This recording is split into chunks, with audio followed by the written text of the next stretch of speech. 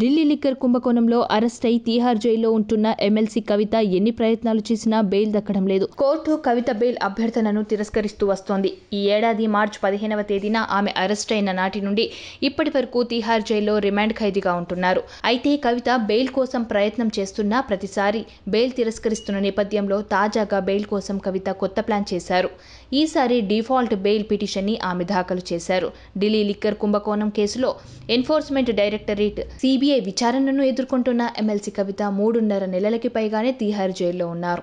అయితే ఈ కేసులో బెయిల్ కోసం కవిత మొదట రౌస్ అవెన్యూ కోర్టును ఆశ్రయించారు. ఆ కోర్టు బెయిల్ పిటిషన్లను తిరస్కరించగా ఢిల్లీ హైకోర్టును ఆశ్రయించారు. అయితే అక్కడ కూడా కవితకు ఎదురుదెబ్బ తగిలింది.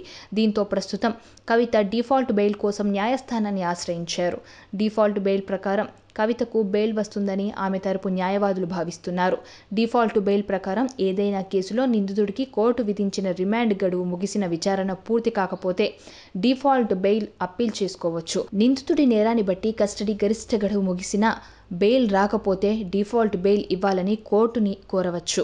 కోర్టు విధించిన రిమాండ్ ముగిసిన తర్వాత పదే రిమాండ్ గడువును పొడిగిస్తూ నిందితుడికి ఇబ్బంది కలుగుతున్న సమయంలో నిందితులు చట్టబద్ధంగా బెయిల్ పొందే హక్కును డిఫాల్ట్ బెయిల్ అంటారు. కొన్ని కీలక కేసుల్లో నిందితుడి కస్టడీ గడువు గరిష్టంగా 90 రోజులు ఉంటుంది. మరికొన్ని కేసుల్లో గరిష్టంగా కస్టడీ గడువు 60 రోజులు ఉంటుంది. ఈ గడువు పూర్తయిన తర్వాత కూడా విచారణ పూర్తి కాకుంటే డిఫాల్ట్ బెయిల్ ద్వారా నిందితుడు తన హక్కును పొందే అవకాశం ఉంటుంది.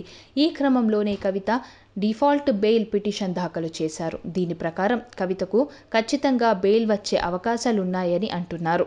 అయితే ఈ బెయిల్ పిటిషన్ విచారణలో కవితకు బెయిల్ రాకుండా ఈడీ, సిబిఐ అడ్డుకునే అవకాశం ఉంది. ఈ నేపథ్యంలో బెయిల్ పిటిషన్ పైన హైకోర్టులో ఏం జరుగుతోంది అన్నది ప్రస్తుతం ఆసక్తికరంగా మారింది.